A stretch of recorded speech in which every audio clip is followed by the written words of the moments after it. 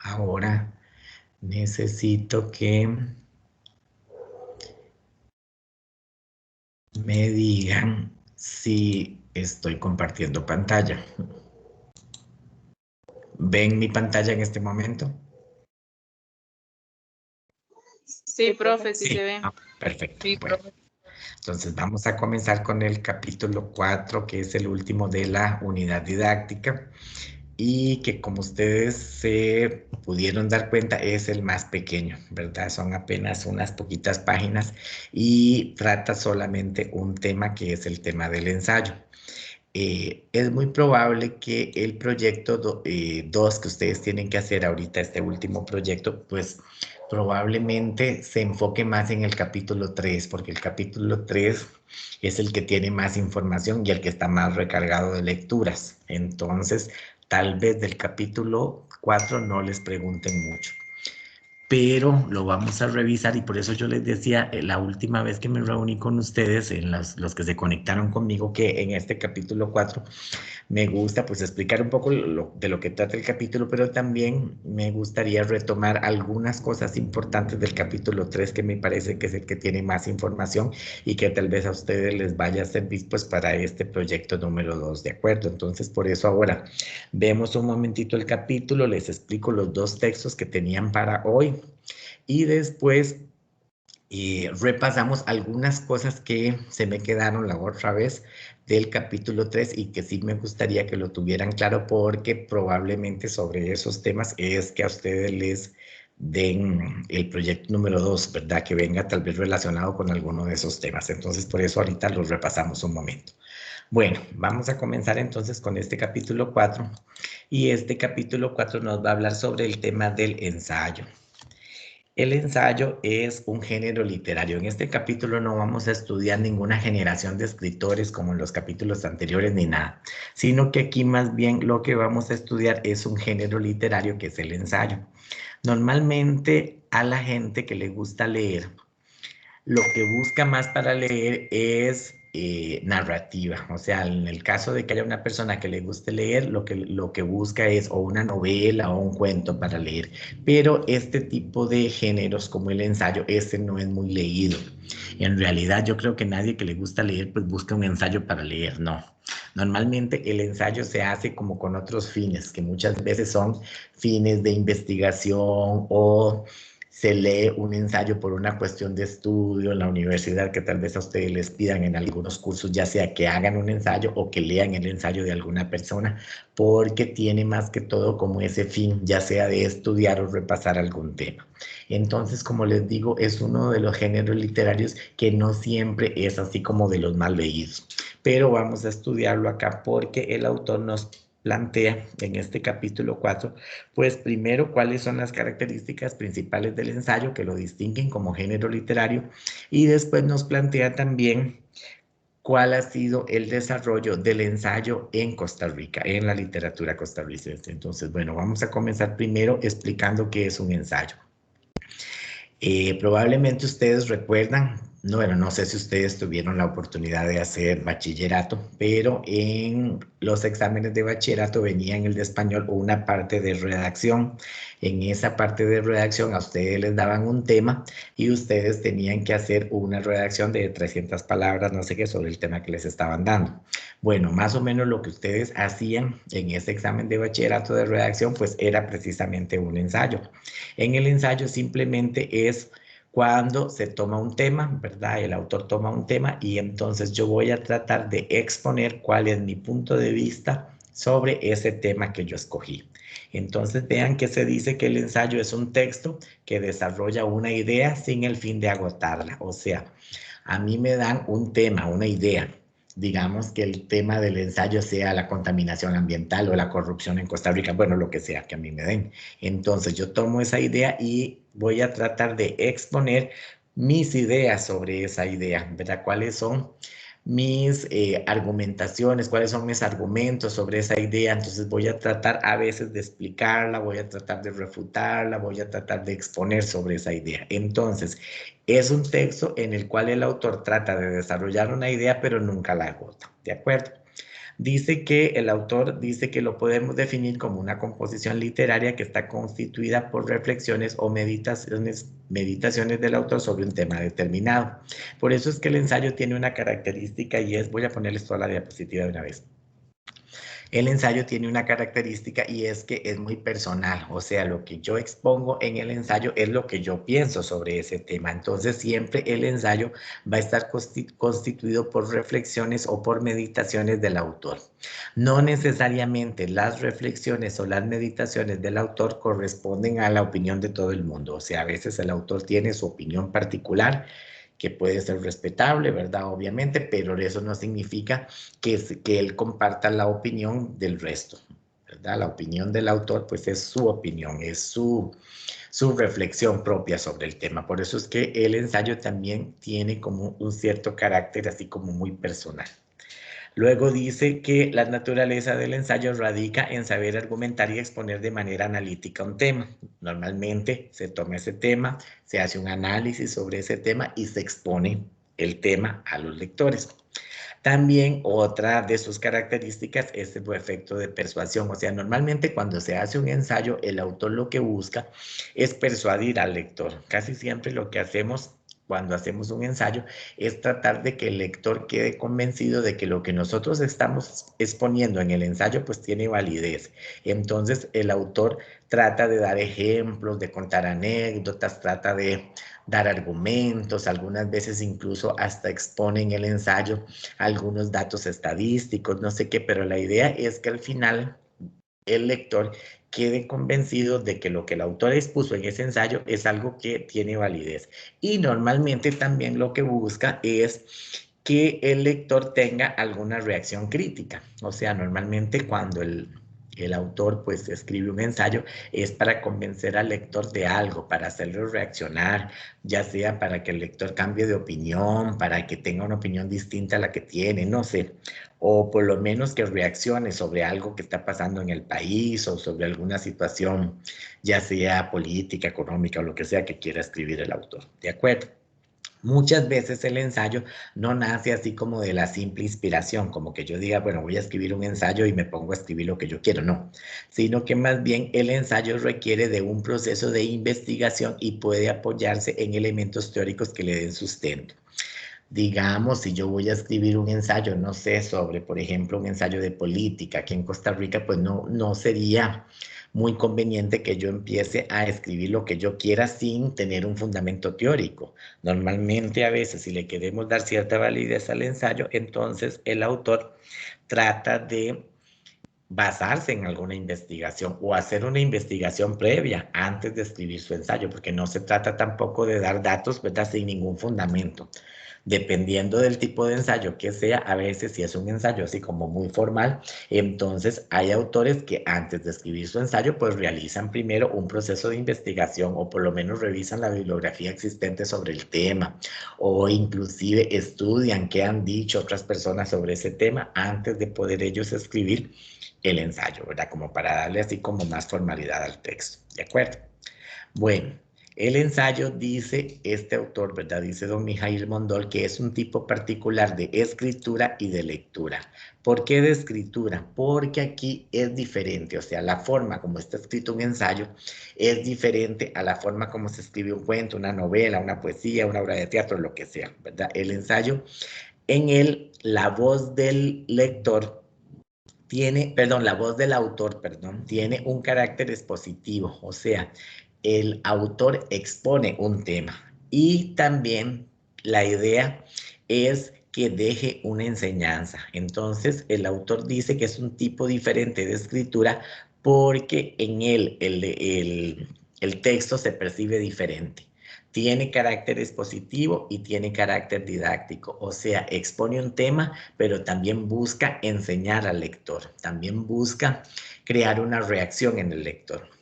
dice que en el ensayo muchas veces nosotros podemos leer el texto y cuando leemos el texto nos podemos encontrar con ejemplos o con anécdotas en las cuales uno siente como si el autor nos estuviera hablando a nosotros directamente. Entonces la voz del autor se percibe como de una forma más directa. Entonces es un tipo particular de escritura porque la forma de escribir el ensayo es diferente. Uno siente que el autor le está hablando a uno, ¿verdad? Uno siente como que si el autor lo estuviera uno interpelando, le estuviera preguntando cosas, estuviera dirigiéndose a uno mismo en ese momento, ¿de acuerdo? Entonces, por eso es que el autor dice que el ensayo es un tipo particular de escritura. Y también dice don Mijail Mondol que el ensayo es un tipo particular de lectura porque aquí muchas veces el lector se ve obligado a continuar esa lectura. O sea, es una lectura en la cual no se acaba simplemente con la palabra del autor, no, sino que lo que se busca es que de alguna manera el lector reflexione, el lector tal vez como que quede con la duda, quede con la espinita y eso lo haga ir a buscar más información sobre ese tema o por lo menos lo haga cambiar de opinión sobre la percepción que él tenía sobre el tema que está leyendo o de alguna manera a veces incluso se busca hasta que el lector cambie de su forma de ser o cambie su forma de actuar, ¿verdad? Entonces lo que se busca aquí con el lector es moverlo a la acción, o sea, que él cambie de posición, que él tenga una postura más crítica a la hora de leer el ensayo. Entonces, por eso es un texto que se escribe de forma diferente, pero también se busca que el que lo lea de forma diferente. Por eso les decía que no es un tipo de textos como que uno busque como para entretenerse leyendo. No, no necesariamente ese es el fin. A diferencia de una novela, que tal vez en la novela yo puedo leer el libro para entretenerme o para divertirme un poco, no, aquí no. Aquí más bien es el fin de que cuando yo lea el texto, pues entonces yo asuma una postura crítica o por lo menos cambie mi punto de vista, cambie mi percepción sobre los hechos, porque se busca algo más en el lector que el simple entretenimiento. ¿De acuerdo? Bueno, aquí esta diapositiva yo sé que no se ve muy bien, lo que pasa es que me gustaba porque estaba así como muy resumida lo que es precisamente un ensayo literario. Entonces, aquí lo que nos dice es que el ensayo literario es un texto crítico de análisis y de interpretación. Se considera un género literario, hoy por hoy es uno de los géneros literarios que se estudian en el colegio, como igual que la novela, que el cuento, que la poesía. Y entonces es un texto en el cual un autor analiza y reflexiona sobre un tema. Entonces el autor nos va a presentar un análisis y una reflexión personal, ¿verdad?, sobre un tema que él escogió. Es un texto que se escribe en prosa, siempre, en donde el autor le imprime su propio estilo y su propia personalidad. Entonces, en esto, el autor tiene como mucha libertad. Tiene la libertad de escribir ese ensayo como él quiera, como él le puede dar el estilo que él quiera. A veces puede ser un estilo irónico, sarcástico, crítico. No sé, de repente depende también un poco de la intencionalidad del autor. ¿Cuál es la intencionalidad del autor al escribir ese ensayo? Lo que busca el autor es que tal vez el lector reflexione, entonces puede ser que para que reflexione más utilice mucho el sarcasmo, utilice mucho la ironía, o a veces lo que busca el autor es que el lector se informe sobre ciertos temas, ¿verdad? Entonces tal vez ahí se base mucho en datos estadísticos o algo como ese tipo de cosas. Entonces siempre el autor le imprime al ensayo su propio estilo, su propia personalidad y su propio punto de vista y la percepción que el autor tiene sobre los hechos. Recuerden que por eso el ensayo, les decía antes, es un texto como muy personal, muy subjetivo. Y la función del ensayo es invitar al lector a reflexionar. La base del ensayo literario es la argumentación y se basa en opiniones sólidas que estén suficientemente bien documentadas. No se trata simplemente como de decir cosas por decirlas, no se trata como de decir tonteras para hablar popularmente, no. Se trata de que si yo le voy a escribir un texto, un ensayo literario, y quiero hacerlo de una forma formal, pues entonces las opiniones que yo dé en ese ensayo, pues sean opiniones que estén documentadas, o sea, que yo me haya informado sobre el tema. Yo no puedo inventar los datos estadísticos ni decir lo que yo quiera sin antes no estar seguro, ¿verdad?, de esos datos. Entonces es importante que el autor, a la hora de escribir el texto, pues de alguna manera se haya documentado lo suficiente, se haya informado, haya leído lo suficiente antes de hacer ese ensayo. ¿De acuerdo? Bueno, ¿cuáles son las características principales de un ensayo? Esto es lo que antes muchas veces preguntaban en los exámenes de literatura costarricense. Esta vez, como es un proyecto, no sé exactamente cómo lo irán a preguntar, pero siempre por lo que se iba mucho es preguntar por las características del ensayo. Primero tenemos que el ensayo como género literario es una composición literaria y entonces, por lo tanto, el ensayo va a utilizar todos los recursos que utiliza los demás géneros literarios. Entonces, por ejemplo, en un ensayo el autor puede usar metáforas, símiles, imágenes literarias, comparaciones, etcétera. Entonces, por ser una composición literaria, pues usa todos los recursos propios del texto literario, de la literatura. Después dice que es subjetivo, esto era lo que les decía antes, que es un texto personal, es un texto en el cual el autor expone su opinión, su reflexión personal sobre el tema. Entonces, no necesariamente la opinión del autor tiene que ser la misma de todo el mundo. Y a veces la opinión del autor puede ir en contra de la mayoría, ¿verdad? Entonces tenemos que tener muy claro de que siempre el ensayo va a ser compuesto por reflexiones o por meditaciones personales del autor. Por eso decimos que es subjetivo. No agota el tema. ¿Esto qué quiere decir? Que digamos ustedes pueden escribir, por ejemplo, un ensayo de la contaminación ambiental, por decir algo. Entonces yo puedo hablar sobre el tema hoy, puedo hablar sobre el tema dentro de 5 años, dentro de 20 y dentro de 30, que el tema nunca se agota. O sea, no es que lo que yo dije sobre contaminación ambiental ya era todo lo que se podía decir y que ya no hay más. No, siempre podemos seguir hablando sobre ese tema. El tema nunca se agota. De hecho, a veces hay ensayos que se escriben sobre otros ensayos. Yo puedo hacer un ensayo sobre lo que dijo el autor y entonces son ensayos que de alguna manera continúan la opinión de otros, ¿de acuerdo? Bueno, después dice ahí que tiene carácter persuasivo, o sea, que el ensayo, como les decía antes, también busca convencer al lector. Yo trato de que el lector cambie de opinión, de que el lector de alguna manera quede convencido de que lo que yo estoy exponiendo en el ensayo pues tiene validez. Si mi ensayo no convence a nadie, pues entonces tal vez no logré mi objetivo, ¿verdad? A la hora de escribir el ensayo. Es un género crítico. Profe, Dígame. profe, disculpe. Sí, sí, diga. ¿Hace cuánto empezó? Es que en el mensaje decía que era a las 8 el curso, entonces, ¿cuánto me había perdido? No, a las 7 empezó la clase. Entonces, ¿pero cuánto lleva como avanzado? ¿Por dónde va? Como 20 minutos. No, Sí, estoy pero empezando nada más explicando lo que es el ensayo y las características. No he dicho así no, como mucho no todavía. es que le pregunto porque yo siempre le tomo fotos a las diapositivas. Ajá, bueno, si no ahora al final yo se las paso otra vez, no importa. Ok, bueno. Ujú. Bueno, después, el ensayo es un género crítico. Siempre en el ensayo se busca hacer una crítica, ya sea una crítica buena o una crítica mala, pero una crítica al fin y al cabo. Entonces, normalmente siempre el ensayo se va a caracterizar porque en el ensayo se hace una crítica de algo. Se critica el sistema, se critica las instituciones, se critica el gobierno, se critica, no sé, lo que sea que hay que criticar, pero siempre un ensayo hace una crítica de algo. Después, se parte de lo ya hecho, o sea, se parte de algún tema de la actualidad.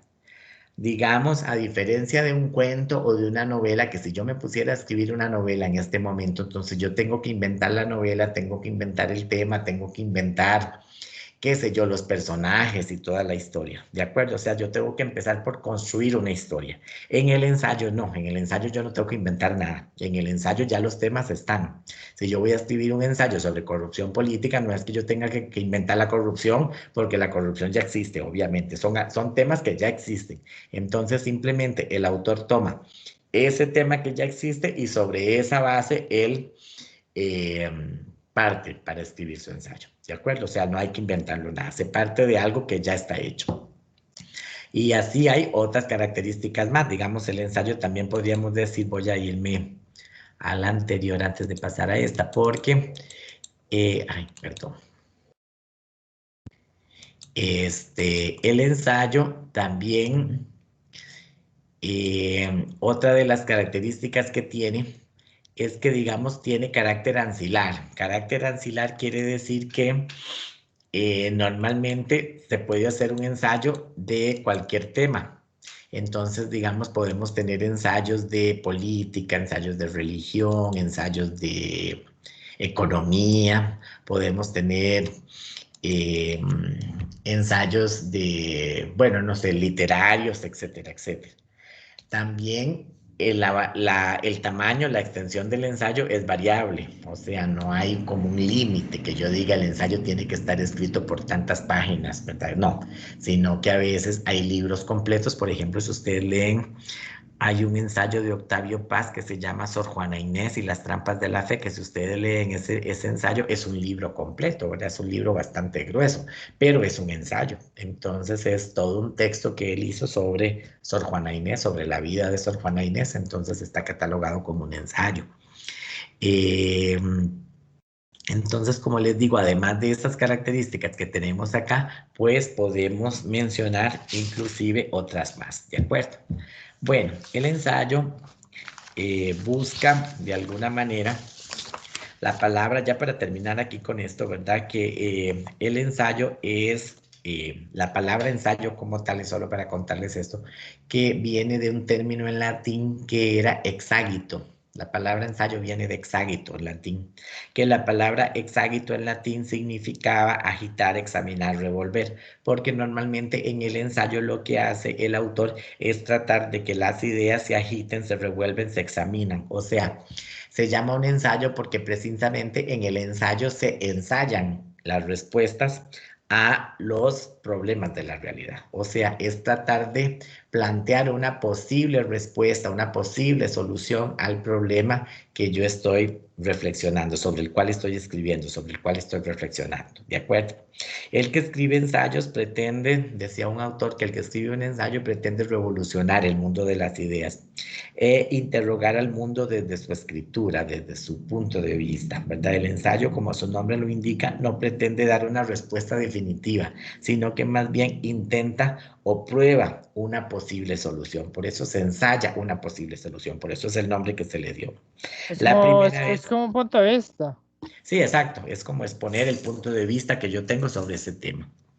El primero que usó el término ensayo fue un francés que se llamaba Michel Eichen para llamar un libro sobre observaciones morales que él estaba escribiendo y entonces lo llamó así, lo llamó ensayos, ¿verdad? Pero en realidad el género es mucho más antiguo. Si ustedes se van, por ejemplo, a la Biblia, en algunos de los libros de la Biblia, por ejemplo, el libro de Proverbios o el libro del Eclesiástico, tienen ciertas características de ensayo.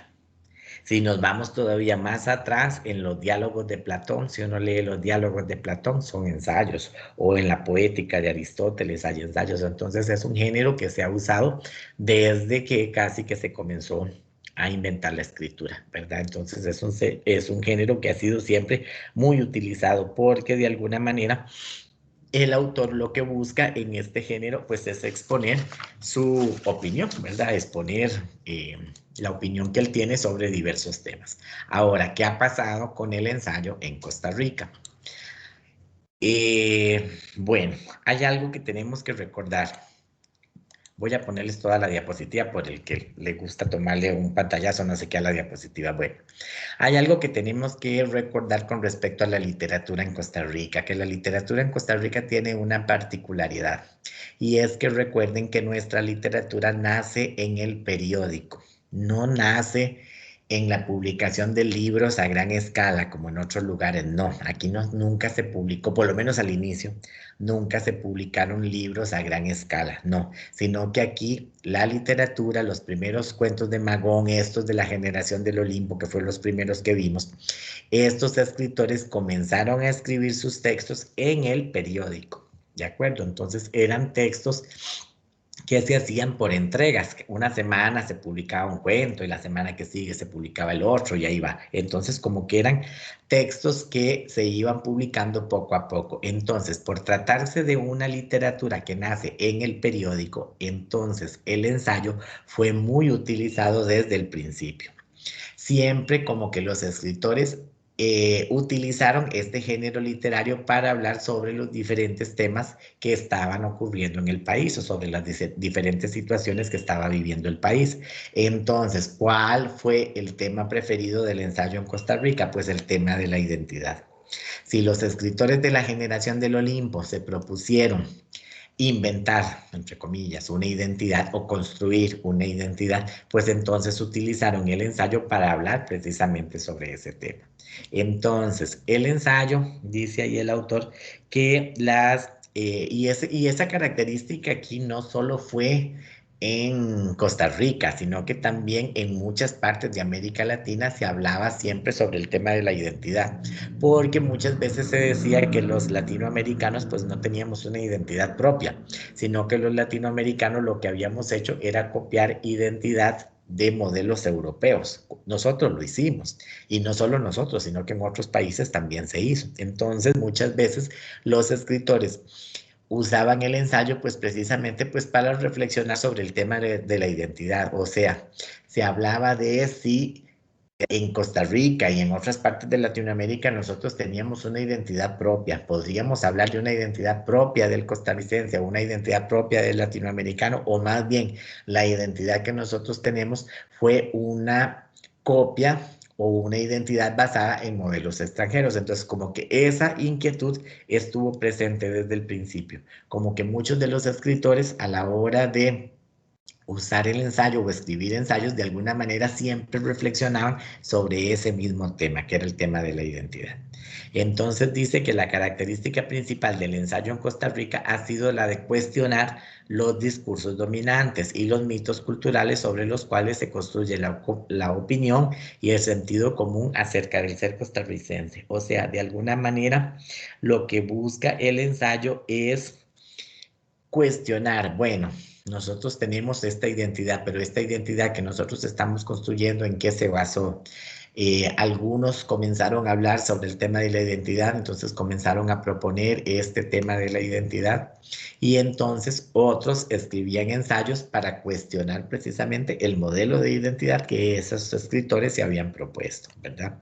El nacimiento de este género dice que se inscribe dentro de la formación de una conciencia crítica, en la cual se hace patente los primeros síntomas del malestar en torno a los cambios culturales y sociales que se estaba produciendo en la sociedad costarricense y que de alguna manera comenzaban a resquebrajar el imaginario liberal.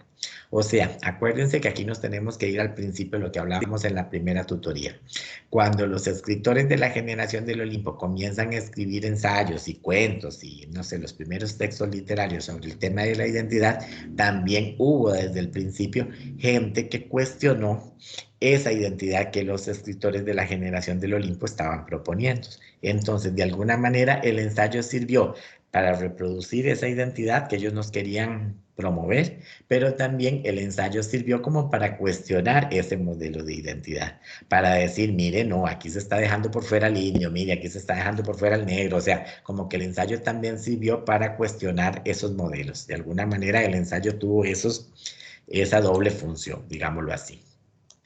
Bueno, dice que ya cuando llegó la generación del repertorio americano, recuerden que los primeros fueron los del Olimpo, y ya cuando llegaron los de la generación del repertorio americano, la generación del repertorio americano fue una generación que nació con la fundación de una revista, precisamente, que se llamaba Revista Repertorio Americano. Entonces, obviamente, por tratarse de una revista, se escribía en esa revista, pues, muchos artículos de opinión. Entonces, obviamente, usaban mucho el ensayo para exponer su opinión sobre el modelo de identidad que habían construido los de la generación del Olimpo. Entonces, muchas veces ellos cuestionaban ese modelo, decían que tal vez ese modelo no era el más correcto porque estaba dejando por fuera a varios sectores de la población, porque se había construido ese proyecto de identidad sin tomar en cuenta al indígena, que fueron los primeros habitantes de este país, o porque ese modelo de identidad que se estaba haciendo estaba basándose exclusivamente en modelos europeos, ¿verdad? Entonces, ellos usaban mucho el ensayo, ¿verdad? Los del repertorio americano, como para cuestionar el modelo de identidad que se habían propuesto los de la generación del Olimpo. Cuando llega la década de 1920-1930, aparecen ensayistas como Roberto Renesen, Omar Dengo, Mario Sancho, Joaquín García Monge y Carmen Lira, y ellos plantearon estos otros temas: el reconocimiento de los grupos sociales ideológicamente marginados. ¿Cuáles eran los grupos sociales que habían sido marginados? Como les digo, el indígena, el afro costarricense, el guanacasteco hasta cierto punto, el puntarenense, etc. Ellos hablaron sobre temas que tenían que ver con la injusticia social, con la expresión de un sentimiento americanista y de carácter antiimperialista. Esto no solo se dio aquí en América, no solo aquí en Costa Rica, sino en toda América Latina, que fue un momento en el que los Estados Unidos comenzaron a tomar mucho poder y los Estados Unidos comenzaron a intervenir en todos los problemas que pasaban en América Latina. Entonces, muchos escritores reaccionaron sobre eso y dijeron, no, porque Estados Unidos tiene que estarse metiendo, y hasta la fecha, yo creo, ¿verdad? Que Estados Unidos se sigue metiendo en cuanto problema hay, no solo en América Latina, sino en el mundo entero. Entonces, hubo ciertos escritores que reflexionaron, ¿verdad? Era un sentimiento americanista y de carácter antiimperialista, porque era contra el imperio estadounidense que quería como adueñarse del mundo entero, ¿verdad? Entonces, se escribían sobre eso, o en contra de eso.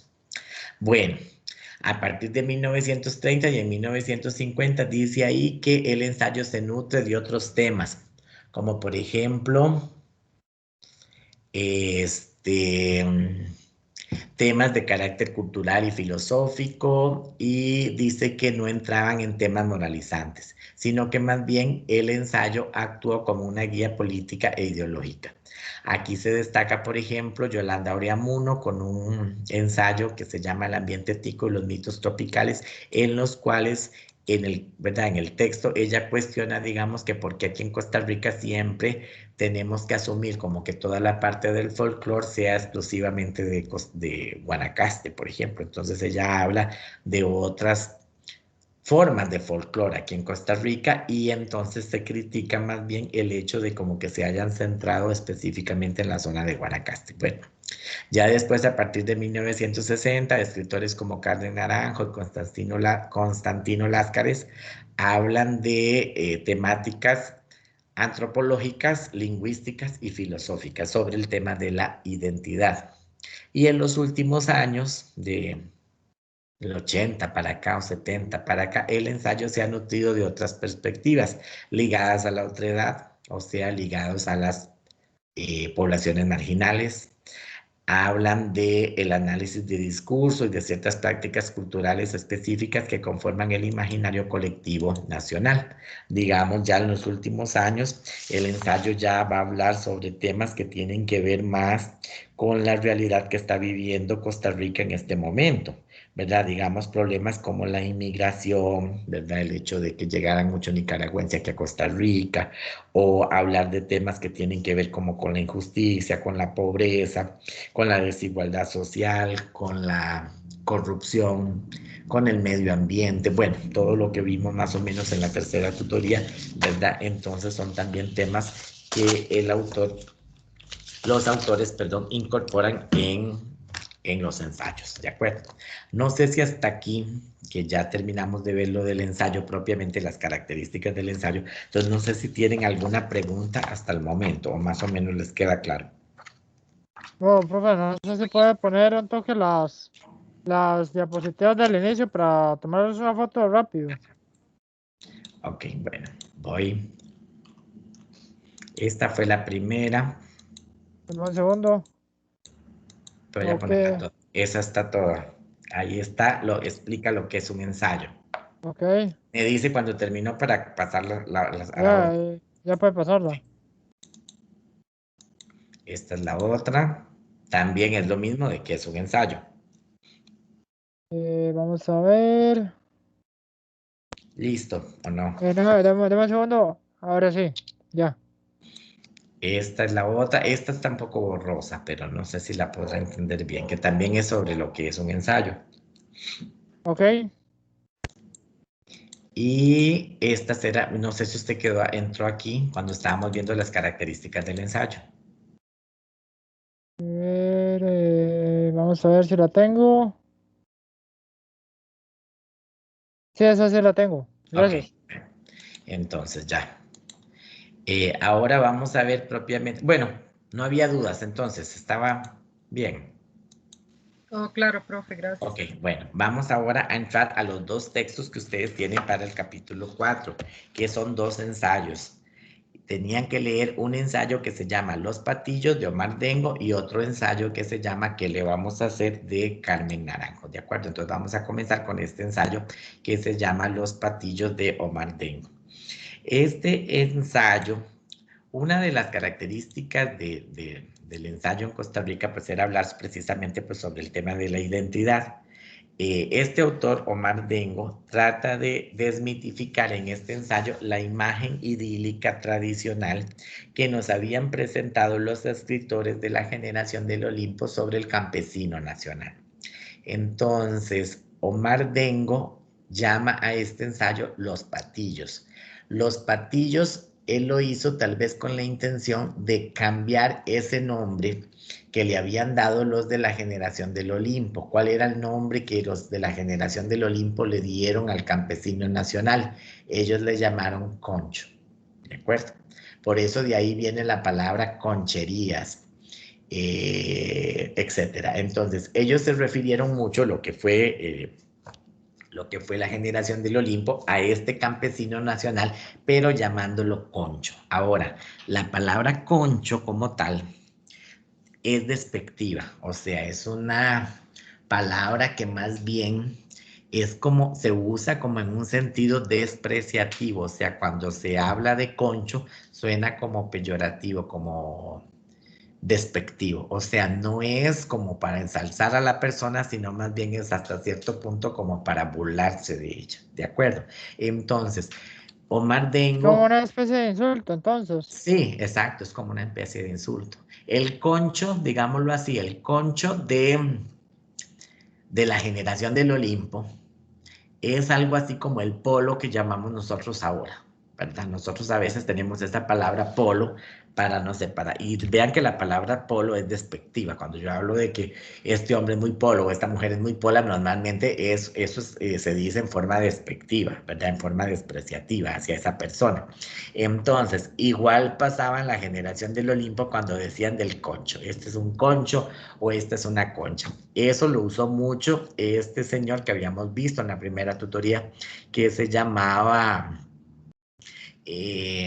ay, ya se me fue el nombre, Dios mío, el de Neurosis, acuérdenme el nombre, Ricardo Fernández Guardia, ya me acordé, este hombre, ¿verdad? ¿Se acuerdan, verdad? Entonces, en algunos cuentos de él y en algunas obras que él escribió, por ejemplo, me acuerdo de Magdalena, donde una mujer le dice a la otra, yo no voy a ir a ese baile porque ese baile está muy nacarado. Y la otra le dice, ¿cómo muy nacarado? Y ella le dice, sí, está lleno de conchas. Me explico, o sea, conchas es porque iba mujeres campesinas, o sea, lo hace de una forma como tan despectiva, como con tanto desprecio hacia el campesino nacional, que tal vez esta fue la razón por la cual Omar Dengo quiso cambiarle aquí al campesino el nombre de concho y ponerle los patillos. Ahora, yo no sé si patillo viene siendo la misma cosa, ¿verdad? Decirle concho, llamarle patillo, pues para mí hasta cierto punto es lo mismo. Pero él lo que busca con esto es tratar de reivindicar un poco la imagen del campesino nacional. Él dice que, bueno, en este ensayo el autor cuestiona la imagen idílica y folclórica que tradicionalmente se ha construido alrededor de la figura del campesino, con el fin de afirmar una nueva sensibilidad crítica y social en torno a la clase campesina costarricense. Él habla de que, digamos, aquí en Costa Rica hay un argumento que usa Omar Dengo aquí en el ensayo de los patillos, y es que precisamente él dice que lo que sostuvo a Costa Rica, lo que sostuvo la economía costarricense desde sus inicios y casi que hasta la fecha, que es, pues, ha sido la agricultura. O sea, gracias a la agricultura, Costa Rica, bueno, cuando nos independizamos y cuando todo este asunto, Costa Rica que comenzaron a producir café, a cultivar café, entonces gracias a esa agricultura es que Costa Rica se empezó a levantar y nuestra economía empezó a florecer. Entonces, él lo que dice es que si fueron los campesinos los que levantaron a Costa Rica, los que la hicieron florecer, entonces, ¿por qué al campesino no se le da el lugar que le corresponde? O sea, él dice, debería de haber un reconocimiento de la labor que ha hecho el campesino a lo largo de la historia. Él habla de que una necesidad de reconocer a este campesino nacional como un sujeto político y un sujeto histórico de nuestra realidad. O sea, como alguien que ha sentado las bases sobre la cual se ha digamos, se ha florecido Costa Rica, o sea, sobre esas bases, sobre la base que sentó el campesino, es que Costa Rica pudo comenzar a florecer, pudo comenzar a desarrollarse como tal. Y él dice que al campesino no se le ha reconocido esa parte. Normalmente, y ustedes lo ven, ¿verdad? Normalmente ustedes ven que en la escala social, no sé, como que en la parte más baja de la escala social, siempre está el campesino. Y de ahí para arriba, dependiendo de que si es que va, dependiendo de los títulos o de los estudios que tenga, es que siempre se asocia como que campesino es el que no estudió, como que campesino es la persona como que únicamente se dedicó a sembrar la tierra y entonces muchas veces se le asocia con la ignorancia. Era lo que hacía Magón, era lo que hacía Aquileo y era lo que hacía otros escritores de la generación del Olimpo. Asociar al campesino con la ignorancia. Y recuerden, ser campesino pues no es sinónimo de ser tonto, ¿verdad? Pero para esos escritores parecía como que sí. De hecho, Entonces, profe, yo tengo familia del campo y la mayoría tiene estudios, solo que son agropecuarios. por eso, pero el asunto es que ellos lo pintaron de una forma que más bien lo retrataban como ignorante, ¿verdad? Entonces lo que busca Omar Dengo es tratar de reivindicar esa parte, o sea, es tratar de darle al campesino el valor que realmente le corresponde. Él habla, digamos aquí, ¿verdad? De que los campesinos no se los ha estudiado, no se les ha dado realmente el valor o no se les ha dado la importancia que tienen dentro de nuestra sociedad. Él hace una crítica aquí, dice que hay una parte en la que él dice, ay, esperen, para ver, ya se me olvidó, que muchos más bien se han reído de ellos, ¿verdad? Que hay muchos escritores que lo que han hecho ha sido gozar de ellos, reírse de ellos. Ahí de quiénes está hablando, pues está hablando de los escritores de la generación del Olimpo, está hablando de escritores como Magón, de escritores como Aquileo, que muchos de esos escritores de la generación del Olimpo presentaban al campesino como un ser ignorante del cual todo el mundo podía burlarse, ¿de acuerdo? Entonces, él lo que dice es que hay que dejar esa parte, que hay que dejar de burlarse del campesino y más bien darle al campesino el valor que le corresponde. Y hay que también ser conscientes de que si no fuera por los campesinos en este país, pues entonces, ¿a dónde estaríamos nosotros? O sea, él habla de que es una fuerza viva y que deberíamos de arremeter contra toda construcción ideológica que tienda a mitificar la vida campesina. O sea, como que más bien él dice que deberíamos de cortar contra toda esa tendencia a querer mitificar la vida campesino y dejar de verlo como un ser como ignorante, como atrasado, como inculto, como no, ¿verdad? Sino que él habla de más bien darle al campesino el valor que le corresponde a través de él habla de que hay que estudiarlos, de que hay que darle su valor, de que hay que dejar de verlos como el último peldaño de la escala social, sino que más bien de darle al campesino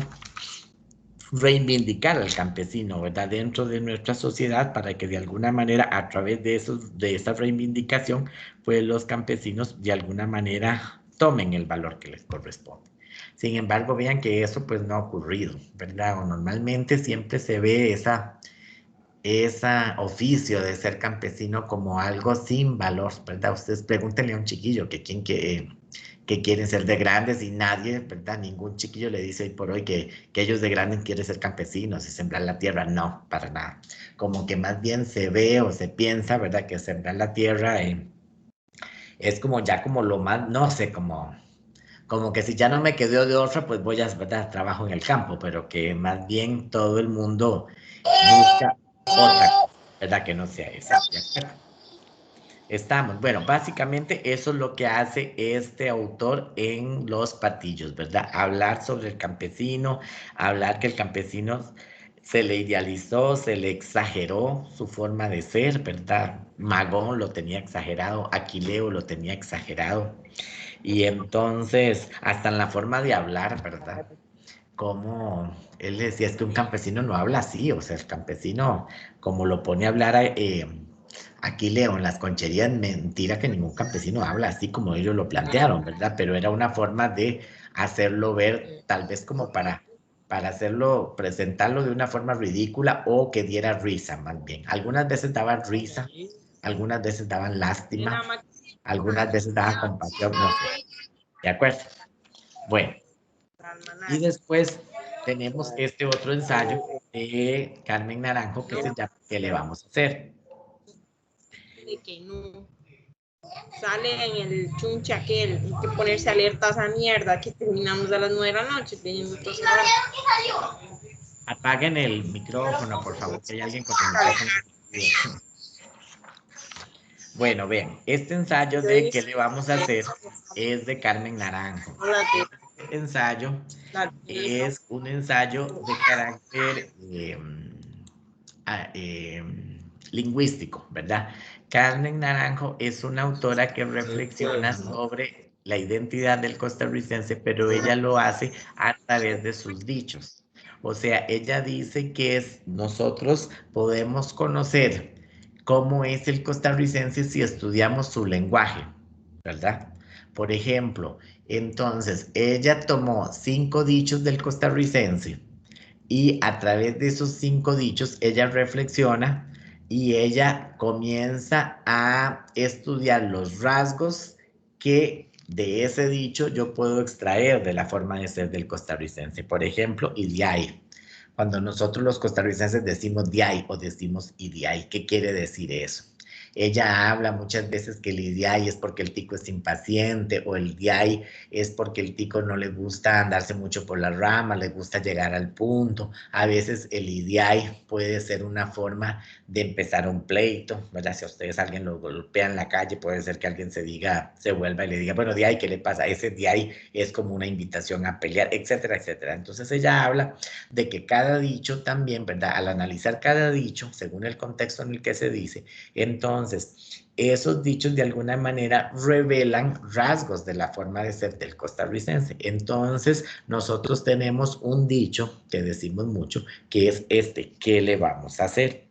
Esta frase, dice ahí la autora, que se hace un análisis reflexivo en torno al tema de la identidad, perdón, en el ensayo. Se hace un análisis reflexivo en torno al tema de la identidad y las expresiones lingüísticas del ser costarricense. Y con ello se propone la autora desmitificar las actitudes propias de la idiosincrasia del tico. En esta frase, la autora nos revela rasgos como el conformismo. O sea, normalmente, cuando nosotros decimos ¿qué le vamos a hacer?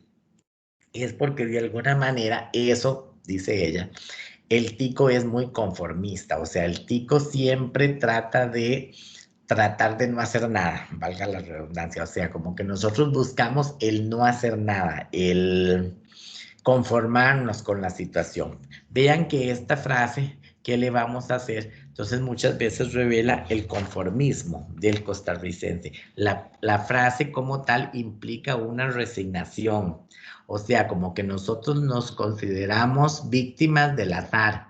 Ese azar puede ser Dios o llamémoslo destino, si somos creyentes podemos llamarlo Dios o lo que sea. Entonces nosotros nos consideramos víctimas del azar y entonces nos consideramos víctimas de la fatalidad y pensamos que contra ese destino, que contra ese azar, que contra ese Dios, pues nadie puede luchar. Entonces decimos esta frase, ¿qué le vamos a hacer?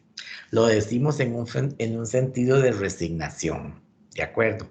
Es una frase conclusiva, es una frase como que ya Dios lo quiso así, ¿qué le vamos a hacer? Pero también como que la autora dice, cuando el tico dice, ¿qué le vamos a hacer? Es como una forma de decir qué dicha que no hay que hacer nada. ¿Me explico? O sea, es una forma como de que el costarricense diga, se resigne a los hechos, pero porque también al tico no le gusta actuar. O sea, Venga. puede tener otro resultado, pero yo no lo voy a cambiar porque no me da la gana. Sí. Es que, digamos, con esta frase muchas veces lo que nosotros expresamos es nuestro conformismo. Es, digamos, nos juzgamos víctimas del azar y de alguna manera nosotros sentimos que qué dicha que no hay que hacer nada. Ella comienza aquí a hablar, ¿verdad? De todos los rasgos que caracterizan al costarricense, ¿verdad? Por ejemplo, pero ella destaca que el principal rasgo que caracteriza a todos los costarricenses es el conformismo. O sea, el tico es un pueblo de gente conformista, es un pueblo que le gusta aceptar las cosas como son y no busca la manera como de cambiarlas, ¿de acuerdo? Esta frase normalmente se dice en ese sentido, ¿verdad? Como una resignación, como una forma de escamotear responsabilidades, como una forma de desligarme de las cosas, ¿verdad? De que qué dicha que no hay que hacer nada, porque al tico no le gusta actuar.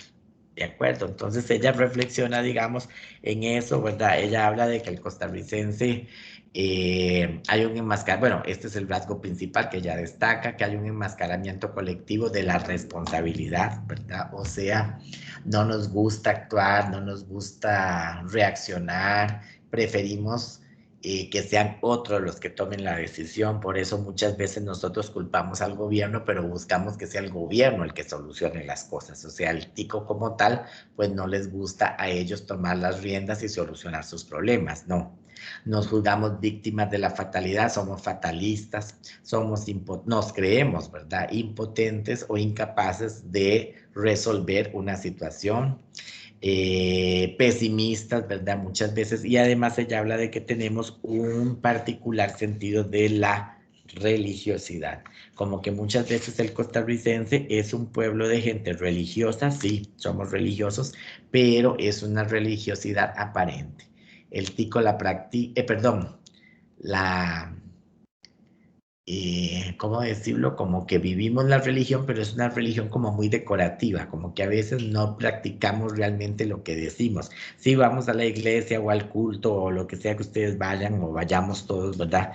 Pero de alguna manera el tico nada más se conforma con eso, con ir al culto, con ir a la iglesia los domingos y pare de contar, pero después de ahí al tico no le gusta actuar o vivir la religión realmente como debería de ser. Entonces, esa frase, ¿qué le vamos a hacer? Pues de alguna manera revela ese quietismo del costarricense, esas inactividad, esas ganas como de no hacer nada, esas ganas de como que de que sean las otras personas las que tomen las decisiones, ¿verdad? De que más bien queremos que otros nos resuelvan nuestros problemas. Cuando tenemos un problema, lo que hacemos muchas veces es dejar que venga otra persona a resolverlo o le heredamos a los que vienen atrás los problemas que tenemos porque muchas veces nos cuesta enfrentarnos a una situación particular, nos cuesta de alguna manera tomar las riendas de la situación como tal, ¿verdad? Y entonces eso es más o menos lo que la autora plantea en el ensayo, pues, ¿qué le vamos a hacer? ¿De acuerdo? Y es una frase que usamos mucho. Bueno, de ahí, ¿qué le vamos a hacer? ¿Verdad? Es como para resignarnos, como para conformarnos, como para no hacer nada. ¿De acuerdo? Bueno, y hasta aquí sería lo del capítulo 4. No sé si tienen alguna pregunta hasta aquí. Porque vean que el capítulo 4 es bastante cortito, es nada más sobre el tema del ensayo y tenían nada más 2 textos en el capítulo 4, el texto de los patillos y el texto de qué le vamos a hacer, y eso es todo. Este trabajo creo que va a ser más largo. No, bueno, este trabajo es el más largo, pero este trabajo que es más largo, este proyecto 2, se va a enfocar mucho en el capítulo 3, porque es el que tiene más información. En este capítulo 4 tal vez no les pregunten gran cosa, ¿verdad? Yo no creo que les pregunten mucho. Puede ser que venga alguna pregunta del ensayo, pero van a ver que va a ser mínima. Lo que más les van a preguntar va a ser del capítulo 3, porque el capítulo 3 es el que tiene más información. Ahí me pareció que alguien iba a decir algo. Sí, yo, profe. Dígame, es que sí. igual me pasó como el compañero. Entré un poquito tarde porque me dijeron que era hasta las 8. Y como unos compañeros dijeron que el link estaba como que no podía entrar, entonces se me ocurrió la idea de probarlo y ya vi que estaba la bueno, tutoría. Ahora una consulta, ajá. usted ya explicó lo de cachaza, creo que es, porque la vez No, ya pasada, a eso iba a entrar precisamente, es que acabo de sí, ok, terminar con lo porque ese cuento es terrible. sí, De hecho, profe, sí, creo que no, esta creo que es compañera mía. ajá, sí, es que acabo de terminar con el capítulo 4 que como les decía quería verlo, qué raro que les llegó el enlace que a las 8 porque no, yo puse que a las 7. No, esto lo pusieron en WhatsApp porque sinceramente el profesor de nosotros nunca subió lo de la tutoría. Ah, bueno, Exactamente. Sí, profe, igual ah, yo buscaba y Ya me pasó buscaba y igual. nada. sí, es Y que una ahí tuve un compañera lo problema, como subió, les entonces yo digo, le dije que por favor lo enviara. ajá, sí, es que ahí, digamos, el problema fue yo bueno, les expliqué a los que se me conectaron al principio que el martes tuve un problema de luz, que se pasó un camión y se llevó los cables de la luz y me dejó sin luz y hasta como a las 8 llegó. Entonces, yo le dije a la jefa que si la podía reponer, me dijo que hoy. Entonces, yo les mandé el enlace a los otros compañeros de los otros entornos, entonces no supe el enlace llegó a todos los entornos, por lo menos a mi entorno yo sí se los mandé a todos por correo, pero los demás entornos no supe si les habían puesto el enlace o no. No, el de Entonces nosotros esa nunca fue nos la... llegó. Bueno, qué pena, ¿verdad? Pero es que bueno, ya ahí fue un asunto así como les digo de fuerza mayor y ya ahí no pude hacer este, gran cosa, ¿de acuerdo? Bueno, entonces voy a repasar 3 cositas del capítulo de... ¿Alguien me iba más a decir algo? Sí, profe, de hecho que Dígame. a mí el enlace me llegó en el foro y en las notificaciones que la tutoría era a las 8. Yo, bueno, acaba de entrar hace poco y realmente siento que eso es Ah, importante y haberme perdido esa parte. ajá, qué pena, sí, qué Sí, raro, yo a la mí también me tutoría acaba de llegar lo mismo. Yo la acabo de puse a entrar. las 7, perdón. Entonces, si quieren ahora al final me devuelvo un poquito para explicar, porque o les paso ahí lo de lo de la presentación. En realidad es poquito porque era lo del tema del ensayo, qué es el ensayo, las características del ensayo y eso, ¿verdad? Ahora yo iba a explicar 3 puntos que me parecieron importantes, que no los retomé mucho porque en la tutoría 3 era un poquito larga el capítulo y entonces yo yo les dije a los que se me habían conectado conmigo que lo íbamos a retomar en esta tutoría 4, ¿verdad? Porque sí me interesa como que tengan bien claro estos 3 aspectos y hablar un poquito de cachaza. Cachaza yo la dejé de lado la otra vez. Les dije que la necesitaba explicarla con un poquito más de calma, entonces voy a hablar un poquitito de cachaza y si quieren ahora al final pues les doy lo de la primera parte, ¿de acuerdo? Bueno, entonces vamos a hablar un poquitito del entorno urbano. Recuerden que el entorno urbano es el que nos habla el capítulo número 3, ¿verdad? Muchas veces cuando antes hacíamos los exámenes presenciales, el examen tradicional que hacía la cartera, pues se preguntaba específicamente sobre las características del entorno urbano. Entonces, ¿qué es el entorno urbano? Recuerden que cuando en la unidad didáctica, en el capítulo 3, cuando se habla del entorno urbano, estamos hablando de la ciudad de San José, porque recuerden que la generación del urbano comenzó a aparecer como por ahí del año 1960, más o menos. Entonces, en esa época, 1960, aquí en Costa Rica, la única ciudad así como tal, digamos, como que tenía los mayores concentración de instituciones del Estado y todo, entonces era la ciudad de San José. Ahora es que hablamos de la ciudad de Alajuela y Heredia, Cartago, no sé, pero antes esas ciudades eran más rurales, no eran tan ciudades como ahora, sino que entonces la que tenía más características de ciudad pues era la ciudad de San José. Entonces, por eso es que los escritores de la generación del urbano se centran principalmente en el entorno urbano y estamos hablando de la ciudad de San José.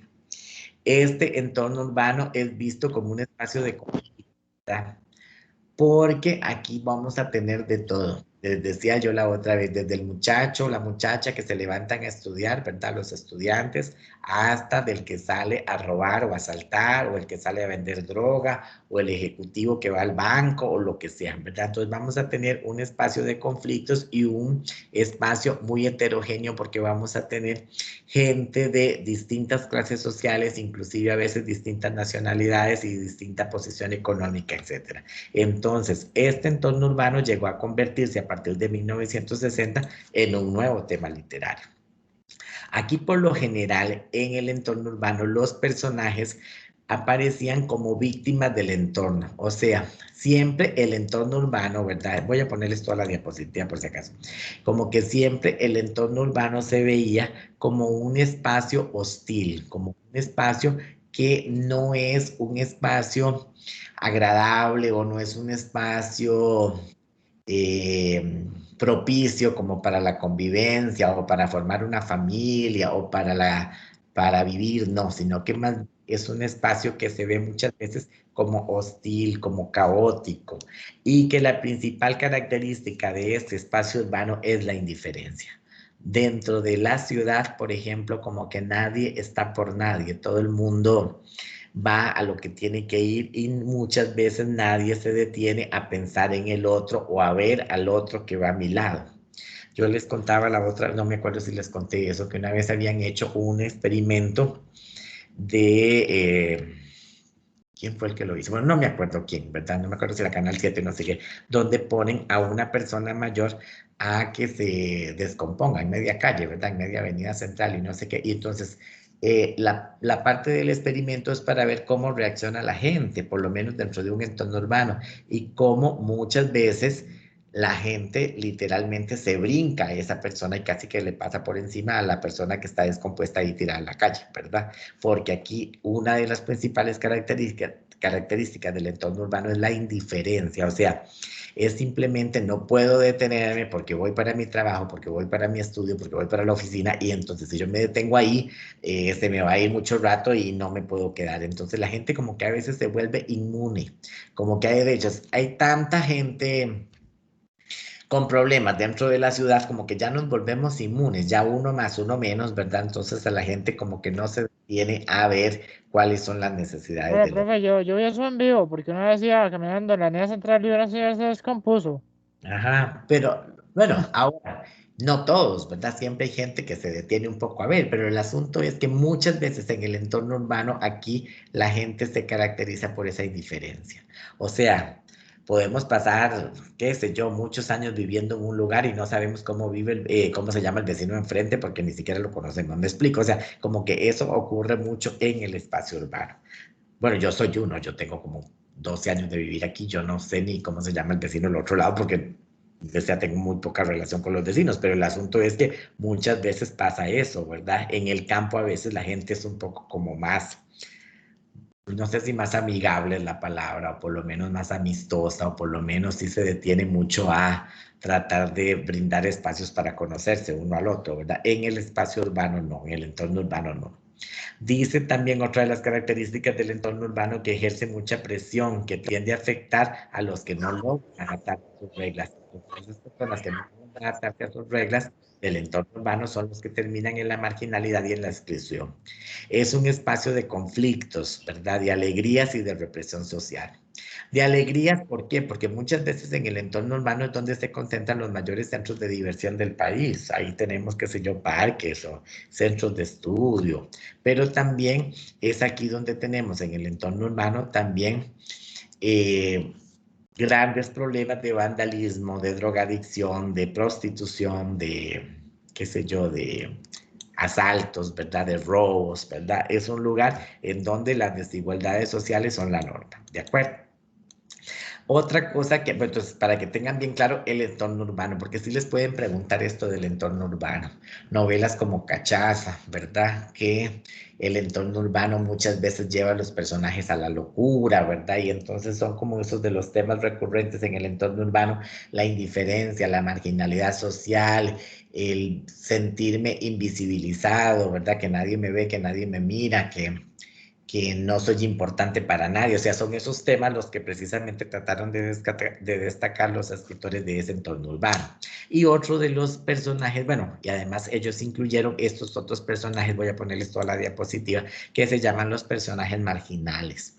Que los personajes marginales son individuos que son rechazados por la misma sociedad, pero de alguna manera recuerden que la sociedad como que tiene la culpa de la condición que ellos tienen. ¿Me explico?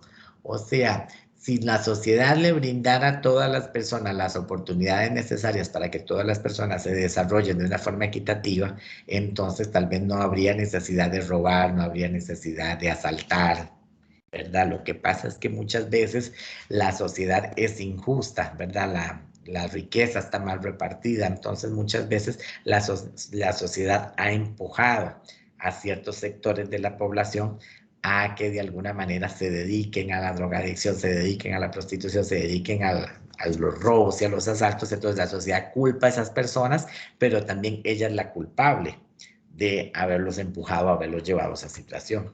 Entonces, un personaje marginal, ¿qué es? Bueno, es el gran excluido de las relaciones sociales. Los personajes marginales son los que son ignorados, los que son discriminados, los que son rechazados. Normalmente son los que se hallan en el límite de la pobreza económica y que son ignorados o rechazados por la sociedad. Ahora, muchas veces nosotros asumimos como que el personaje marginal es el que está tirado en la calle. No necesariamente. Recuerden que el marginal es cualquier persona o grupo de personas que ha sido ignorado por la sociedad. O sea, es una persona o un grupo de personas que la sociedad le ha negado derechos, que le ha negado oportunidades. Es una persona a la cual la sociedad ha ignorado, que le ha dado una significación diferente o que la significación que le da es una significación menor.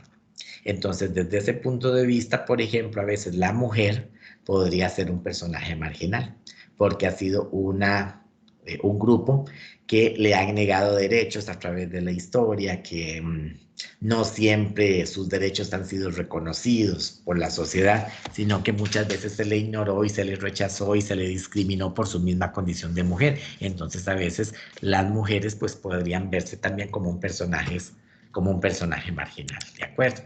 Entonces, dice que muchas veces estos personajes han pasado por situaciones difíciles que los han llevado al lugar donde están. Y ejemplos de personajes marginales en la literatura, pues son estos los pordioseros, que eran los que incluía, les había hablado de esta novela Única Mirando al Mar, ¿verdad? Como en la novela Única Mirando al Mar, los personajes principales de la novela pues son estos personajes indigentes, ¿verdad? Que viven de la basura, los vagabundos, los delincuentes, las prostitutas, los prostitutos, ¿verdad? Porque ahora también hay de los dos, ¿verdad? Bueno, no sé si siempre han habido, pero bueno, de alguna manera la literatura incorpora a los dos, los presos, los dementes, los alcohólicos, los homosexuales, los drogadictos, etcétera. Entonces, personajes marginales son cualquiera de estos grupos que, como les digo, han sufrido a través de la historia algún tipo de discriminación o de rechazo por parte de la sociedad, porque no se considera, digamos, que en el caso de los homosexuales, que su orientación, que su forma de vida, pues no se considera la adecuada, entonces se les rechaza. O se les rechaza a una persona por sufrir alguna discapacidad mental, etcétera, etcétera. Bueno. Entonces, habíamos hablado de este cuento, no sé, no me acuerdo, de Mar de Lluvias, que recuerden que Mar de Lluvias era uno de los que tratan el tema de el homoerotismo, ¿verdad? En la literatura, que es un tema que actualmente es muy, digamos, como que está de moda, o sea, pues no sé si esa es la forma correcta de decirlo, pero ahora en todas las películas, en las novelas, en las series, nunca falta el personaje gay o lesbiana, ¿verdad? Que aparece, ¿verdad? Porque de alguna manera se hizo una necesidad tener que incluir a esta población, ¿verdad? Entonces, en el cuento Mar de Lluvias dice que corresponde a la temática homoerótica, es una forma de analizar la marginalidad y el rechazo social que experimentan muchos sujetos cuya otredad sexual, es distinta al modelo impuesto por las sociedades patriarcales. En el texto se busca exponer las tensiones socioculturales que viven las subjetividades e identidades homosexuales en el contexto de la sociedad costarricense. Vean que lo que experimenta el muchacho del cuento cuando tiene este encuentro con el otro muchacho en el restaurante, entonces en el momento en el que él le dice a su familia que él está con otro muchacho en el cuarto y que iban a hacer el amor, como todos los clientes del restaurante poco a poco se empiezan a ir. Es una forma de dar a entender que la sociedad costarricense de alguna manera, a pesar de toda la apertura que tiene actualmente, no está todavía preparada como para aceptar abiertamente el tema de la homosexualidad, ¿verdad? O sea, siempre va a haber aquí en Costa Rica mucha reticencia, mucha resistencia contra el cambio, ¿verdad? Sobre todo para aceptar este tipo de cosas. Vean que ya aquí en Costa Rica, pues todavía ya se aprobó el matrimonio y toda esta cosa. Lo que pasa es que todavía pienso yo que el hecho de que haya más apertura sobre el tema no significa que haya como más respeto. O sea, la gente que vive esta condición, pues siempre va a tener que enfrentarse con la represión social. Profe, esto Diga. es como, perdóneme la palabra, y si alguien tiene esta preferencia, yo no juzgo a nadie, pero es como que yo le diga a otra persona playo o gay, y básicamente es un insulto. Ujú. Sí, eso lo habla inclusive en el programa de televisión, ¿verdad? Que aquí en Costa Rica la palabra peyorativa que tenemos para referirse al homosexual es la palabra playo, por ejemplo, ¿verdad? Y ahí después de esa tenemos un montón de más, ¿verdad? En guineo y bueno, hay un montón, ¿verdad? Más ustedes saben, ¿verdad? Entonces, de repente, el texto lo que nos hace reflexionar es un poco, ¿verdad? Sobre precisamente esta otra otredad, digámoslo así, esta otra forma de vida, este otro tipo de pensamiento que muchas veces no es aceptado por la sociedad. Ahora, vean que el encuentro sexual de los dos muchachos se da dentro de la casa, dentro de una casa. Y entonces la casa siempre ha sido el símbolo del patriarca. Entonces, el hecho de que los dos muchachos tengan su encuentro sexual en la casa es una forma como de romper un poco con el discurso tradicional. Es una forma como de rebelarse en contra de la sociedad patriarcal. En el texto se trata de desmitificar el espacio, ¿verdad?, de la casa y funciona como un espacio privado y público. En ella ocurre el encuentro homoerótico, que pues es un encuentro lleno de tensión, porque ellos están ahí, pero también están con la tensión de que si pueden, de que si van a ser descubiertos, de que si la familia los ve, que qué pasa si se dan cuenta, ¿verdad? Etcétera, etcétera. Que al final cuando se dan cuenta, pues todo el mundo se marcha y los deja solos, ¿de acuerdo? Entonces es una forma de demostrar cómo el costarricense en general, o la sociedad costarricense en general, no está todavía preparada para aceptar abiertamente el cambio, ¿verdad? Y ustedes lo ven, ¿verdad? Sí, se acepta un poco. Lo que pasa es que no, todavía hay mucha resistencia. Hace unos años, bueno, no hace ni tanto, había salido un anuncio de Galleta Familia. No sé si ustedes le pusieron cuidado a ese anuncio, que a mí me hacía gracia porque, digamos, en el anuncio este de galletas, era un anuncio de galletas, ¿verdad? Obviamente, pero como que salían varias familias, entonces salía la familia formada por el papá, la mamá y los hijos, luego había una familia formada por un niño y su papá nada más, no había mamá, otra familia formada por una madre y unos hijos, no había papá, otra familia formada por una abuela y unos niños, no había ni siquiera padres, en este caso era la abuela, y había otra familia formada por dos hombres, ¿verdad?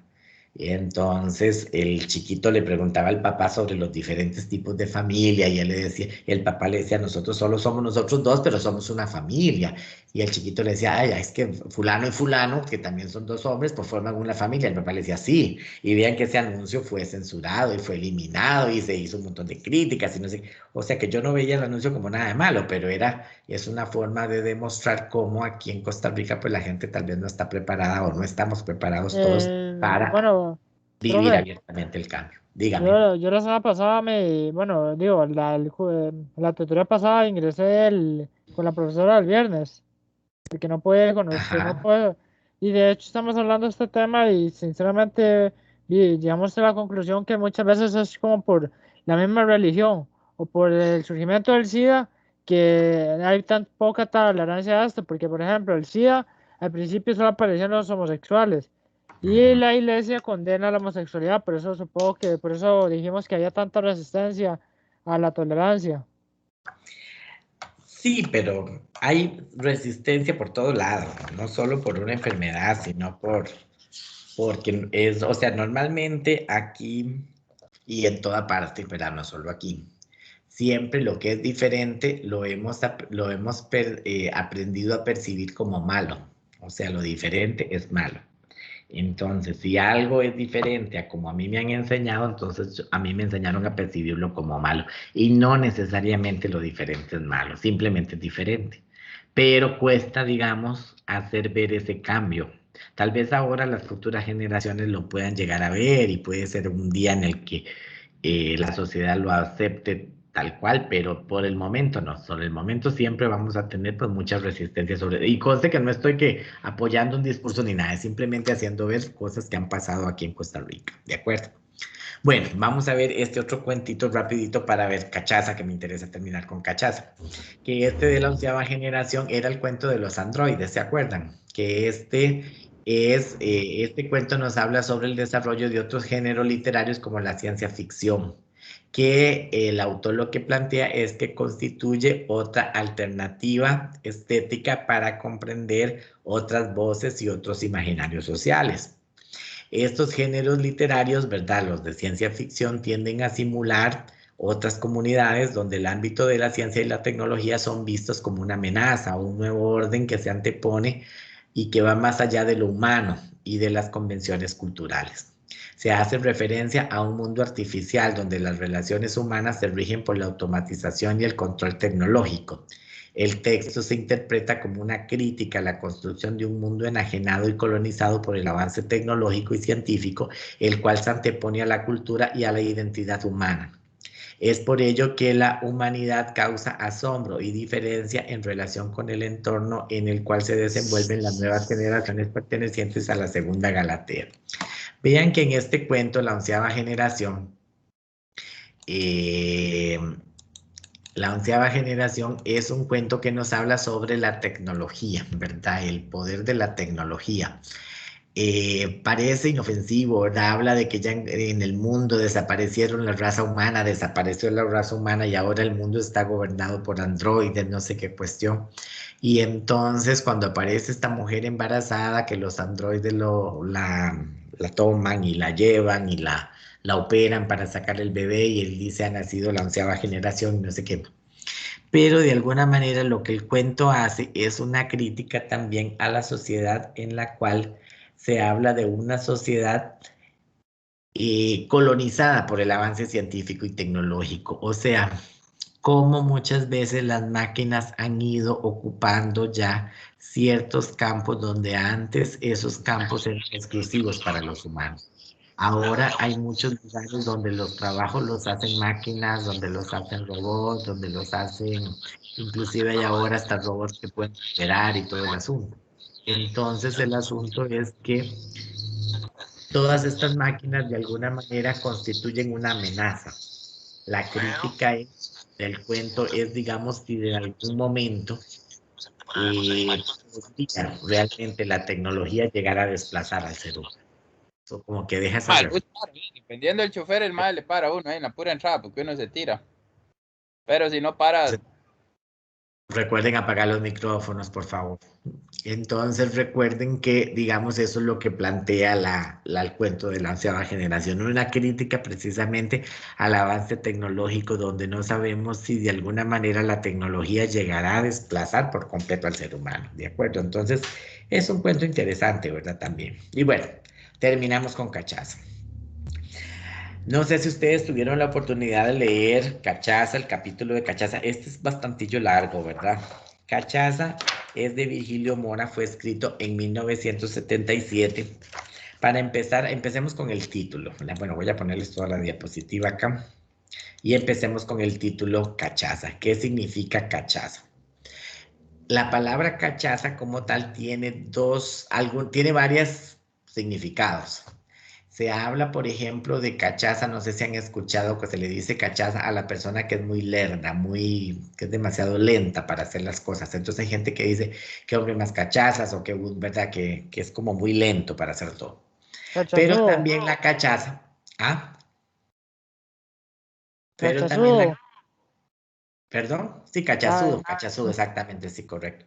Pero también la cachaza se le llama a cuando en el trapiche cuando se pasa la caña para que se muela la caña y se le saca el jugo, ¿verdad? Entonces, eso que queda, esa estopa que queda, se le llama cachaza también. Entonces, vean que con ese sentido es que tenemos que relacionar un poquito la novela, porque la cachaza es lo que ya no sirve, lo que se bota, o sea, es lo inservible. En este caso, Cachaza es el nombre de un personaje que no sabemos nunca cómo se llama él, ¿verdad? Simplemente es un señor, cuando inicia la novela, Cachaza es un señor que llega al asilo Chapuí, en Pavas, y de alguna manera él, por ciertas circunstancias, él comienza a actuar como una voz crítica, que todo lo ve, ¿verdad? Él analiza todo lo que pasa dentro del asilo y entonces él actúa como una voz crítica dentro de ese asilo, ¿de acuerdo?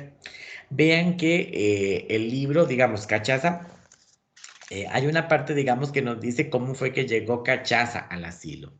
Cachaza, él vivía con su papá y su mamá en un pueblo ficticio que se llama, ay, ya se me olvidó, ¿cómo era que se llama? Los Prados, me parece.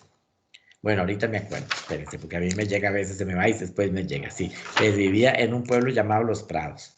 Entonces resulta que, sí, correcto, Los Prados. Entonces resulta que Cachaza, un día él está con su... Él vivía con su padre y con su madre, aparentemente como que hacía mucho frío, y entonces el papá había forrado, porque las paredes tenían endijas, entonces se colaba mucho el viento. Entonces el papá había forrado el cuarto con papeletas del partido contrario al gobierno. Entonces dice que cuando llegaron unos guardias del gobierno y vieron el cuarto forrado con papeletas del partido contrario, entonces los guardas matan al papá de Cachaza. A la mamá la violan y al papá lo matan, ¿de acuerdo? Cachaza era apenas un niño, tenía como 7, 8 años, no sé qué. Entonces él huye y llega a la ciudad. Él nunca supo si a la mamá la mataron, por lo menos el libro no lo dice, nada más dice que cuando él salió corriendo, sí habían matado al papá y a la mamá la habían violado, ¿de acuerdo? Entonces él llegó a la ciudad. En la ciudad él comienza a deambular, a asaltar, a fumar droga, y él anda viviendo como un personaje, precisamente un personaje marginal, ¿de acuerdo? Resulta que no sé si ustedes le pusieron cuidado a la forma de Cachaza referirse a las mujeres. No sé si le pusieron cuidado a ese detalle. Él dice, es que es una puta como todas las mujeres, por ejemplo. Y luego hay otra parte en la que él dice, todas las mujeres son unas putas, no sé qué. Bueno, entonces por lo menos al ponerle cuidado a esa parte es porque Cachaza tiene una fijación con la figura maternal.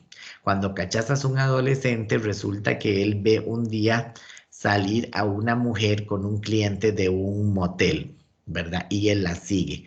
No dice en el cuento, ¿verdad? No dice en el libro, perdón, si la mujer que él ve era la mamá o no era la mamá. Recuerden que Cachaza huyó de su casa cuando él estaba violando a la mamá, pero él nunca supo si a la mamá la mataron o no. El caso es que cuando él ve a esta mujer prostituta que entra con un cliente al motel, él la sigue, y después de que el cliente le pagó y se fue, él aborda a la mujer, como que la empieza a tratar mal, a insultar, y al final él la termina golpeando y matando. Él como que le da un golpe fuerte en la cabeza que la termina matando, y entonces el libro nunca nos dice si esta mujer era la mamá o no. Entonces Cachaza le reclama a esta mujer por haberse convertido en una prostituta. Él lo ve como una traición para su padre, y al final Cachaza es llevado al asilo Chapuí, ¿de acuerdo? Y es así como Cachaza llega al Chapuí.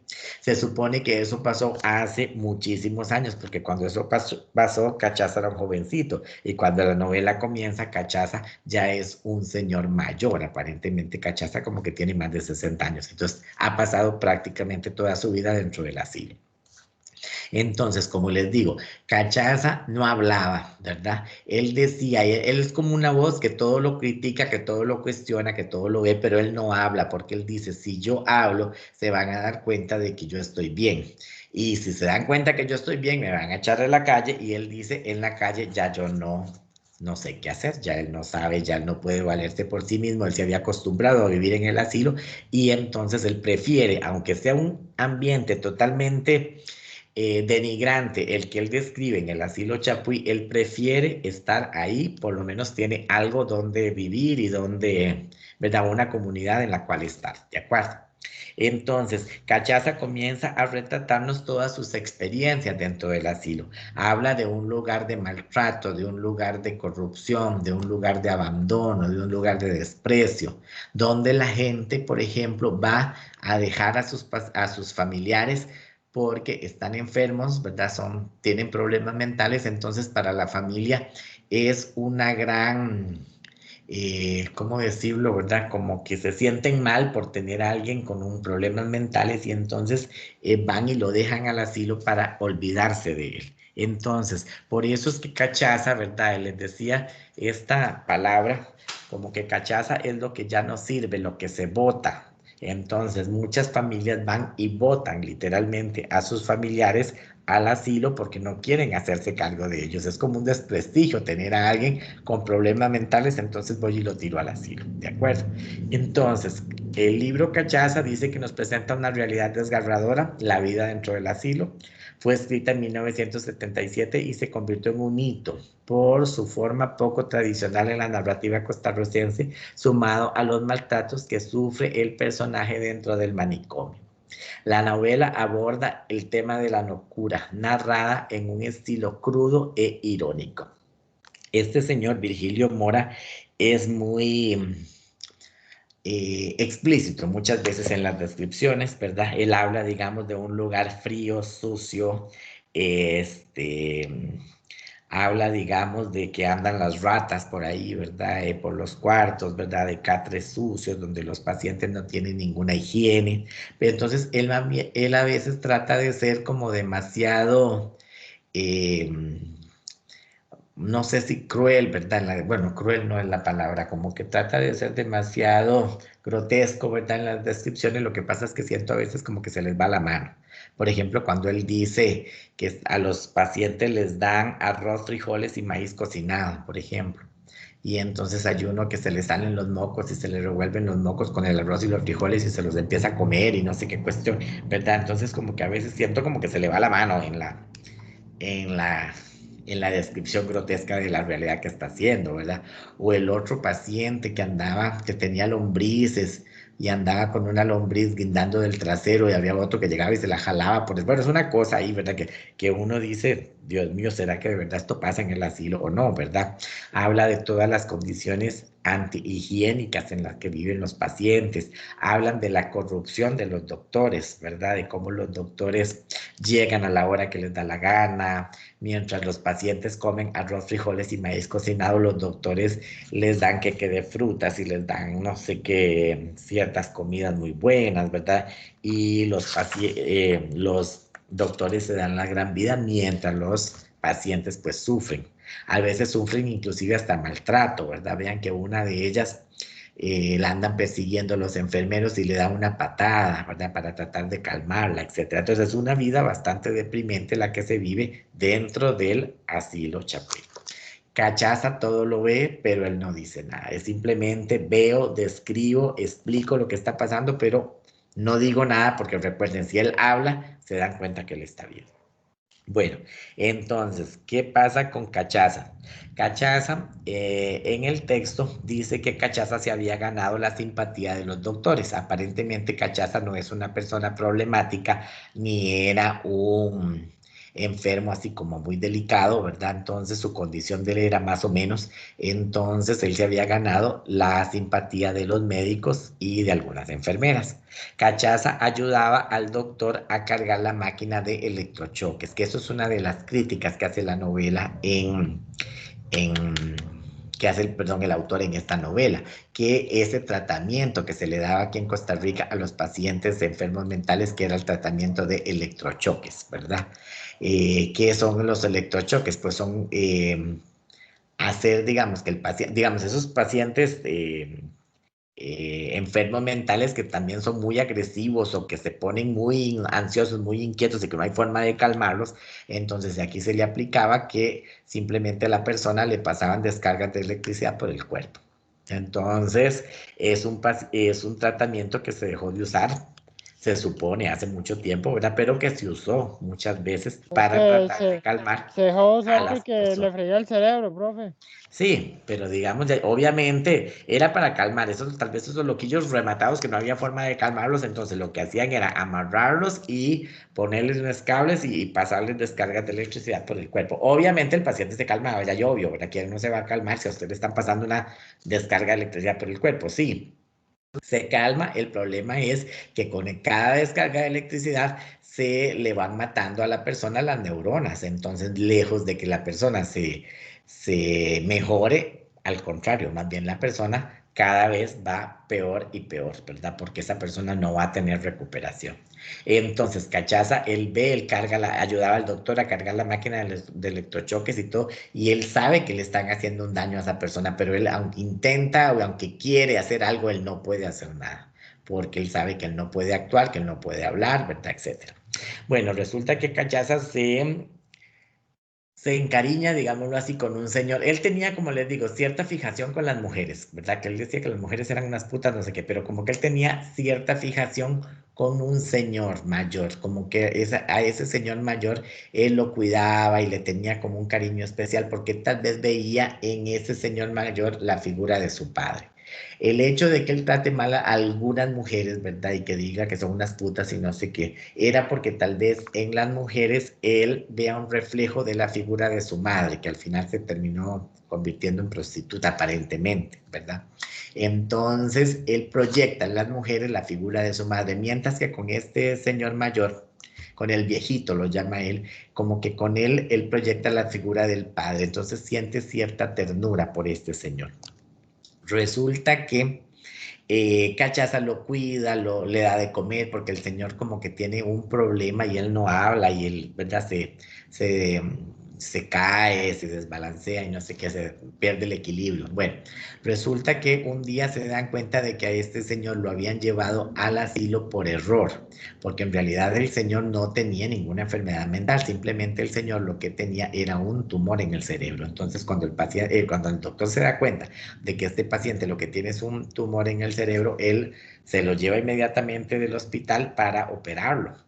Entonces, cuando a Cachaza le quitan este viejito que él cuidaba y que él lo trataba, entonces Cachaza ahí es donde se descontrola un poco y empieza a gritar y Cachaza se descontrola, grita, ¿verdad? Y no hay forma de calmarlo. Entonces, la única forma que haya el doctor de poder calmar a Cachaza es pasarle electrochoques, dándole electrochoques por el cuerpo. El problema es que al doctor se le fue la mano. Entonces, al final, la novela termina con que Cachaza está convertido, bueno, está en una cama, casi que como un vegetal, que supuestamente con tanta electricidad se le chaspurrearon las cejas y las pestañas, ¿verdad? Entonces él quedó en una cama convertido en un vegetal, ¿verdad? Porque al doctor se le había ido la mano y ahí se termina la historia, ¿de acuerdo?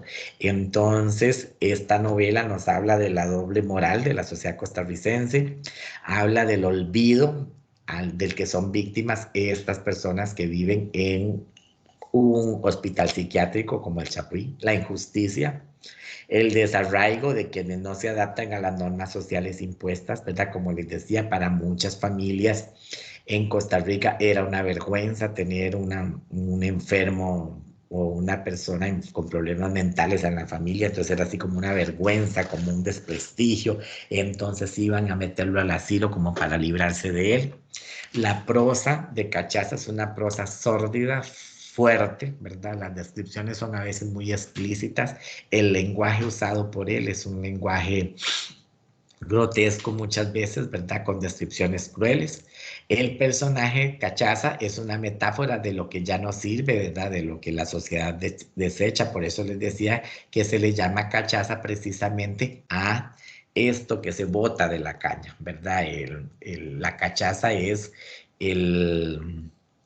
la estopa de la caña que se bota, ¿verdad? Entonces esa es la cachaza. Entonces es lo que se desecha y precisamente para la sociedad pareciera como que estos personajes se botan también, se desechan porque ya no sirven, ¿verdad? Entonces es una obra, supuestamente el autor dice, cuando Virgilio Mora escribió Cachaza, dice que él no trata de hacer una crítica, sin embargo él la hace.